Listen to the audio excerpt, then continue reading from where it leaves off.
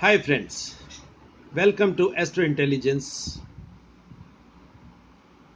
दोस्तों, आज हम एस्ट्रो इंटेलिजेंस परिवार की ओर से एक नए वीडियो सीरीज की शुरुआत करने जा रहे हैं और ये वीडियो सीरीज आप सबके मन की भावनाओं के अनुरूप है। हमारे काफ़ी व्यूअर्स ने हमें सजेशंस भेजी कि सर आप कुछ ऐसी वीडियोस बनाओ जो एस्ट्रोलॉजी का ग्रंथ यानी कि बृहद पराशर होरा शास्त्र है, उसके अलग अलग चैप्टर्स आप लो और उन चैप्टर्स पे अच्छी एजुकेशनल वीडियो सीरीज आप उनके खास टॉपिक्स उनके ऊपर बनाओ। सो दोस्तों, आप व्यूअर्स के जो मन में इच्छा उठी उस इच्छा के अनुरूप हमने भी सोचा कि शुरुआत की जाए मन के साथ। दोस्तों, मन क्या है? एस्ट्रोलॉजी में मन से हम चंद्रमा को डिनोट करते हैं। चंद्रमा मन है, सूर्य आत्मा है। सो हमने सोचा कि आपके मन की बात है तो हम आपके मन से ही शुरुआत करेंगे, यानी कि चंद्रमा के साथ जो भी योग बन सकते हैं, चंद्रमा का अच्छा बुरा युति जैसे बनती है कि कोई भी अच्छी या बुरी युति बन के जो भी अच्छे या बुरे योग बनते हैं चंद्रमा के साथ, हम एक एक करके उन योगों को लेंगे और लेंगे भी हम बृहद पराशर होरा शास्त्र के रेफरेंस के साथ। और साथ में दोस्तों प्रयास करूंगा कि आपको एग्जाम्पल्स के माध्यम से उन चीज़ों को समझाया जाए ताकि आप अच्छे ढंग से समझ सको कि ऋषि एक्चुअल में क्या चाहते थे समझाना। और अगर आप ऋषियों के मन की भावना को समझ सके तो आपका मन प्रसन्न होगा, हमारा प्रयास फलित होगा और आप एस्ट्रोलॉजी में और ज़्यादा पहले से ज़्यादा सक्षम हो जाओगे। सो दोस्तों, शुरुआत करते हैं। चंद्रमा से योग कैसे देखना है, चंद्रमा से कितने योग बनते हैं, चंद्रमा से हम कुंडली में कैसे कैसे योगों के बारे में जान सकते हैं, एक एक करके दोस्तों हम जानेंगे। सो शुरुआत करते हैं बृहद पराशर होरा शास्त्र के रेफरेंस से। जो चैप्टर है बृहद पराशर होरा शास्त्र में चंद्रमा से योगों को कैसे देखा जाता है। सो आज की वीडियो हम सबसे पहले परमात्मा को नमन करते हुए आज का वीडियो शुरुआत करते हैं। आज दोस्तों हम बृहद पराशर होरा शास्त्र के चैप्टर नंबर 37, जिसमें चंद्रमा के योगों के बारे में बताया गया है, आज हम उस चैप्टर को पढ़ेंगे। सबसे पहले फर्स्ट वीडियो में मेरा प्रयास होगा कि मैं पहले जो 3 मंत्र या श्लोक हैं उनके बारे में चर्चा करूं, उसके बाद में जो 3 श्लोक हैं उसके बारे में हम अगले वीडियो में चर्चा करेंगे। तो सबसे पहला जो पॉइंट है दोस्तों, बृहद पराशर होरा शास्त्र में यह बताया गया है, इफ चंद्रमा और actually the moon, if moon with reference to sun is in केंद्र, one's wealth, intelligence and skill will be little. If in Panfar houses, it will be meddling or it will be medium. And if in a apoklima, will be excellent. Second shlok, in the case of day birth, ये पहला मैं आपको समझाऊंगा आज examples के साथ, कुंडली के एग्जाम्पल्स के साथ। सबसे पहले हम सिर्फ श्लोक पढ़ लें। In case of a day birth, if moon placed in its own navansh or in a friendly navansh receives a drishti from Guru, one will be endowed with wealth and happiness. One born at night time will enjoy similar effects if moon is in its own navansh or in a friendly navansh receiving a drishti from Shukra or Venus. In a contrary situation, the drishti from Jupiter or from Venus on moon will make one go with little wealth or even without that. Third shloka says, Adhi Yoga from Chandra, that is moon, Adhi Yoga from moon, if benefics occupy 8th, 6th and 7th, counted from moon, Adhi Yoga obtains. According to the strength of the participating grahas, the native concerned will be either a king or a minister or an army chief. दोस्तों ये पहले 3 स्तोत्र या पहले 3 मंत्र या पहले 3 श्लोक थे जिनकी इंग्लिश ट्रांसलेशन अभी मैंने आपको बताई। अब हम एक एक को जानेंगे, समझने का प्रयास करेंगे कुंडली के माध्यम से। अब ये मैंने कुछ हॉरोस्कोप्स आपके लिए बनाए हैं जिसके माध्यम से आज का चैप्टर हम समझने का प्रयास करेंगे। दोस्तों सबसे पहले आप देखोगे कि एक काल पुरुष की कुंडली हमने बनाई है जो मेष राशि की कुंडली है, जिसमें फर्स्ट यानी कि जो फर्स्ट हाउस है जिसको हम असेंडेंट हाउस कहते हैं उसमें 1 नंबर लिखा हुआ है, दैट इज एरीज। सो यहाँ पर ये काल पुरुष की कुंडली हमने इंटेंशनली बनाई है जिसमें आप जो पहला श्लोक है उसको हम अच्छे ढंग से समझ सकेंगे। अब दोस्तों दोबारा से पहला श्लोक आप पढ़ें। If moon with reference to सूर्य इन अ केंद्र, अब केंद्र से आप क्या समझते हैं दोस्तों? 4 केंद्र स्थान होते हैं। अगर सूर्य, जैसे यहां पे फर्स्ट कुंडली में दिखाया गया है कि सूर्य फर्स्ट हाउस में है, अब सूर्य से अगर हमने रेफरेंस लेके केंद्र स्थान बनाने हो तो कौन से बनेंगे? 1, 4, 7 और 10। यहां पर जब सूर्य है ही फर्स्ट हाउस में तो केंद्र स्थान कौन से हुए? 4, 7 और 10।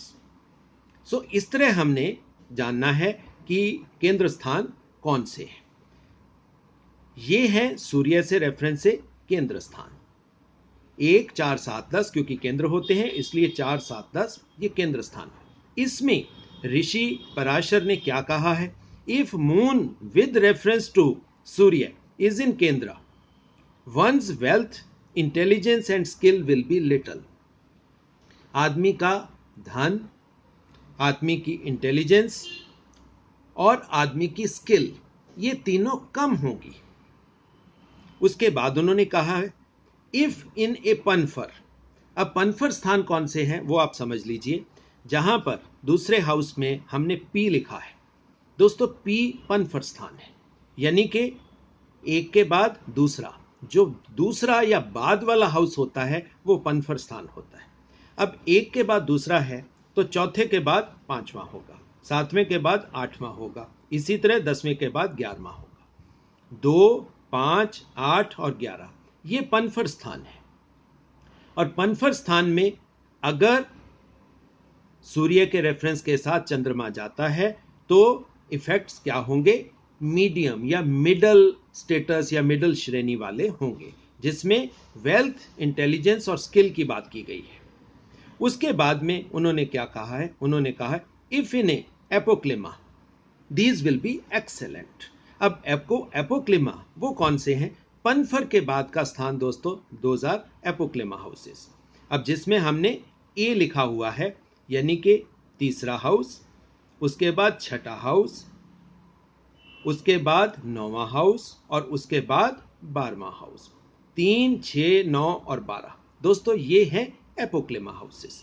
सो अगर एपोक्लिमा हाउसेस में सूर्य के रेफरेंस से चंद्रमा प्लेस्ड होगा किसी की भी राशि में तो वो एक्सेलेंट रिजल्ट देने में सक्षम होगा। किन चीजों में? That is wealth, intelligence and skill. दोस्तों आशा करूंगा कि अब आप इस श्लोक को अच्छे तरीके से समझ गए होंगे, और अगर फिर भी आपको इस श्लोक को समझने में कोई कठिनाई आ सकती है तो आप हमें क्वेश्चंस के माध्यम से क्वेश्चन पूछ भी सकते हैं। दोस्तों अब हम दूसरा श्लोक लेंगे। दूसरे श्लोक को दूसरी कुंडली जो जिसके नीचे नवांश लिखा हुआ है, नवांश कुंडली के माध्यम से हम समझेंगे, जानेंगे कि दूसरे श्लोक में ऋषि पराशर क्या कहते हैं या क्या समझाना चाहते हैं।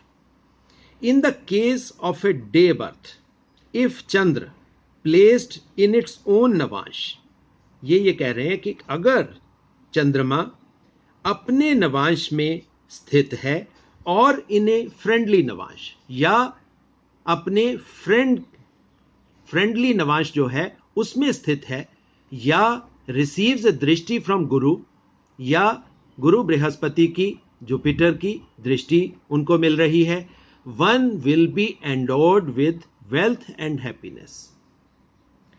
अगर चंद्रमा, जब जातक का जन्म दिन के समय हुआ हो और चंद्रमा अपने नवांश में प्लेस्ड हो, फ्रेंडली नवांश में प्लेस्ड हो, और उसको जुपिटर यानी कि गुरु महाराज की दृष्टि मिल रही हो, तो वो जातक धनी होगा और बहुत ही सुखी होगा। उसके पास हैप्पीनेस और वेल्थ बहुत ज्यादा होगी। सेकंड बात उन्होंने इसी श्लोक में क्या कही, one born at night time will enjoy similar effects. रात को जन्मे हुए जातक को भी ये ही चीजें मिलेंगी if moon is in its own Navamsa और इन ए फ्रेंडली नवांश, रिसीविंग ए दृष्टि फ्रॉम शुक्र। अगर रात के समय किसी जातक का जन्म हुआ, वो अपने नवांश में स्थित है या अपने फ्रेंडली नवांश में स्थित है और उसके ऊपर शुक्र महाराज यानी कि वीनस की दृष्टि आ रही है, तो वो जातक जिसका जन्म रात के समय हुआ है वो वेल्थ और हैप्पीनेस से भरपूर होगा। आगे क्या कहा गया है, इन ए कॉन्ट्रेरी सिचुएशन द दृष्टि फ्रॉम गुरु और फ्रॉम शुक्र on Chandra will make one go with little wealth और इवन विदाउट दैट। अब उन्होंने कहा कि अगर इसकी उलट स्थिति बनती है, उलट स्थिति यानी कि चंद्रमा दिन के समय उसको शुक्र की दृष्टि मिली और चंद्रमा को रात के समय जुपिटर की दृष्टि मिली, तो वो जो इफेक्ट्स होंगे बहुत कम होंगे या बिल्कुल नहीं होंगे।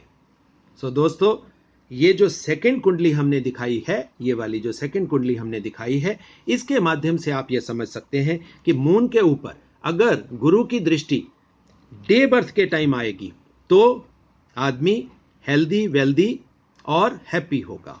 अगर रात के समय बर्थ में शुक्र की दृष्टि, वीनस की दृष्टि मून के ऊपर आएगी, तो वो रात के समय वाले बर्थ वाले जातक जो होंगे वो वेल्दी, हेल्दी और हैप्पी होंगे। और इसके अगर उलट हो, दिन के समय वीनस की दृष्टि मून के ऊपर और रात के समय गुरु की दृष्टि मून के ऊपर अगर आएगी, तो ये इफेक्ट बहुत ही मिनिमम होंगे या बिल्कुल नहीं होंगे। अब हम दोस्तों तीसरा श्लोक लेते हैं। तीसरे श्लोक में क्या कहा गया है कि अधियोग। सबसे पहले ये चीजें जानने से पहले दोस्तों, अगर कोई शब्द संस्कृत का यूज होता है तो उसका आपको मतलब भी आना चाहिए। अगर आपको उसका अर्थ समझ में नहीं आया तो आप उसके अलग अलग मीनिंग निकालते हो और वो मीनिंग आपको अच्छी समझ नहीं देते। दोस्तों, अधि का मतलब संस्कृत में होता है उच्च, ऊपर का। जैसे हम कहते हैं अधोगामी। अधि मीन्स ये पावरफुल चीज को डोनेट किया जाता है, उसको हम मतलब यानी कि ये कहते हैं अधिदेवता। ये अधोगामी यानी कि पावरफुल। ये पावरफुल वर्ड के लिए या ग्रेट वर्ड के लिए या बड़ा वर्ड के लिए अधि वर्ड यूज होता है। सो अधियोग फ्रॉम चंद्र इफ बेनिफिक्स दोस्तों कौन कौन से होते हैं? 3 बेनिफिक्स होते हैं दोस्तों, आप ये सब जानते हैं। सबसे पहला बेनिफिक यानी कि अच्छा प्लेनेट कौन सा है? वो है देवगुरु जुपिटर। दूसरा अच्छा कौन सा है? दूसरे गुरु जो देवताओं के नहीं दानवों के गुरु हैं वो गुरु, इसलिए उनको अच्छे होने का या बेनिफिक होने का सौभाग्य प्राप्त है, वो है वीनस यानी कि शुक्र महाराज। तीसरे अच्छे देवता कौन से हैं? वो है मरकरी। हालांकि मरकरी का स्वभाव ऐसे है कि जिसके साथ भी मरकरी बैठेगा वो उसके क्वालिटीज ले लेता है, मगर फिर भी जो मरकरी है ये अच्छे गुण और अच्छे रिजल्ट्स देने में सक्षम है, इसीलिए इसे बेनिफिक प्लैनेट ही माना जाता है। अब हम श्लोक को दोबारा से समझते हैं। अधियोग फ्रॉम चंद्र, if benefics occupy 8th, 6th and 7th, अगर ये अच्छे ग्रह चंद्रमा से 8वां, 6ठा या 7वें घर में पॉजिटेड हैं या उनकी पोजीशन वहां पे वो स्थित हैं, काउंटेड फ्रॉम चंद्र, अधियोग ऑब्टेन्स, तो अधियोग बन जाता है। अगर चंद्रमा से 6ठे, 7वें और 8वें स्थान में इन तीनों बेनिफिक प्लैनेट में से कोई भी प्लैनेट है तो वो अधियोग बनता है। According to the strength of the participating ग्रहास, the native concerned will be either king, minister और आर्मी चीफ। अब ये डिग्री के ऊपर भी उन्होंने बताया ऋषि पराशर ने कि अगर डिग्री बहुत ज्यादा है, बहुत ही अच्छी है, पूरे रिजल्ट देने वाली डिग्री है, तो वो जातक राजा बन जाएगा। अगर थोड़ी सी डिग्री कम है यानी कि 75% वाली डिग्री है तो वो मिनिस्टर बन जाएगा, और अगर 50% वाली डिग्री है तो वो आर्मी चीफ बन जाएगा। अब हम दोस्तों इसी चीज को समझेंगे कुंडली के माध्यम से।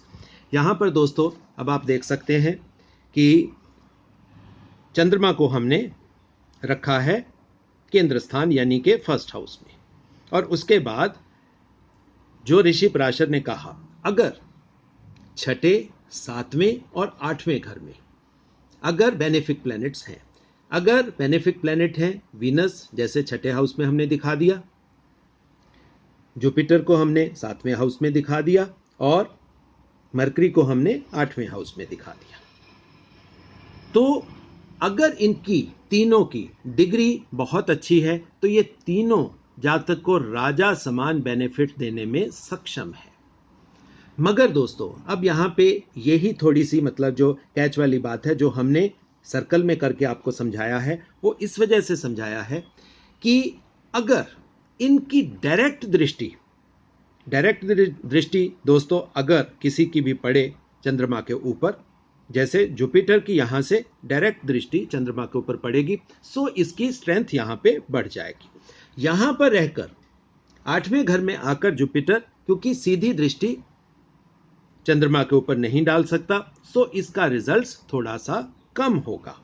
ये इसी के लिए को समझाने के लिए हमने इनको सर्कल में हमने डाल दिया, ये आपको समझाने के लिए कि रिजल्ट्स कैसे देखे जाएंगे।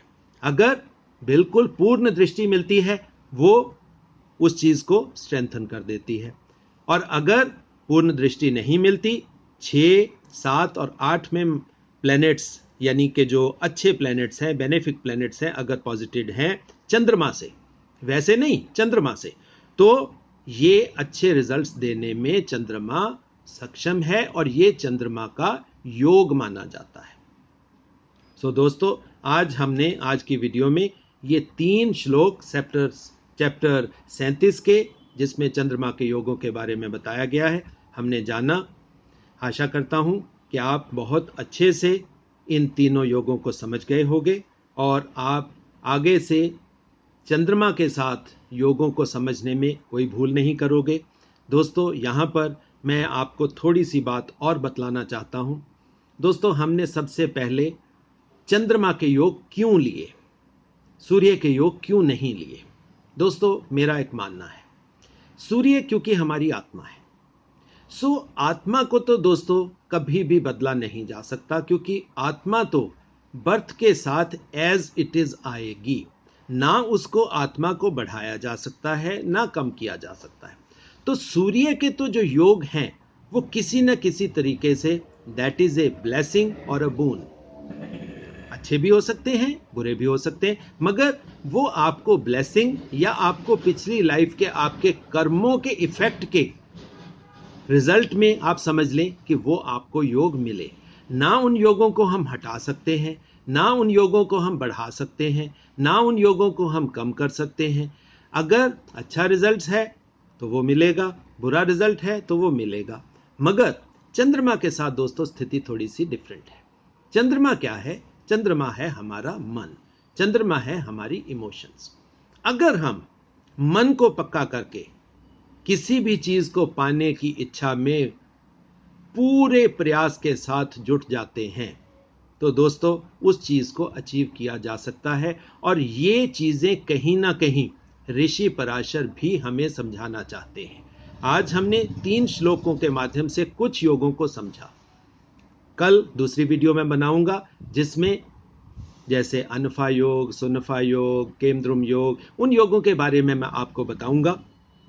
मगर दोस्तों खास बात चंद्रमा के योगों की क्या है कि चंद्रमा को मन को प्रयास के साथ कम या बढ़ाया जा सकता है।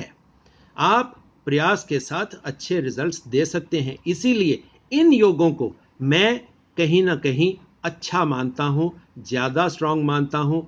इंसान या ह्यूमंस के लिए ये बेटर योग है। सो आगे से दोस्तों योग तो आप देखोगे कुंडली में जब आप समझ जाओगे कि योग होते क्या हैं। मगर आप स्ट्रेस हमेशा चंद्रमा के योगों के ऊपर करें। और अगर आप चंद्रमा के योगों के ऊपर स्ट्रेस करेंगे तो आप पाएंगे कि वो किसी भी जातक के जीवन में अच्छा रिजल्ट्स देने में सक्षम है। दोस्तों आशा करता हूं कि आप इस वीडियो के माध्यम से योगों को अच्छी तरह से समझ गए होंगे। आपसे एक निवेदन, हमारे एस्ट्रो इंटेलिजेंस के वीडियो चैनल को ज़्यादा से ज़्यादा प्रमोट करें, ज़्यादा से ज़्यादा शेयर करें। और दोस्तों मैं आपको प्रॉमिस करता हूं कि इस चैनल के माध्यम से आपको और ज़्यादा वैदिक नॉलेज आपको प्रदान की जाएगी। धन्यवाद।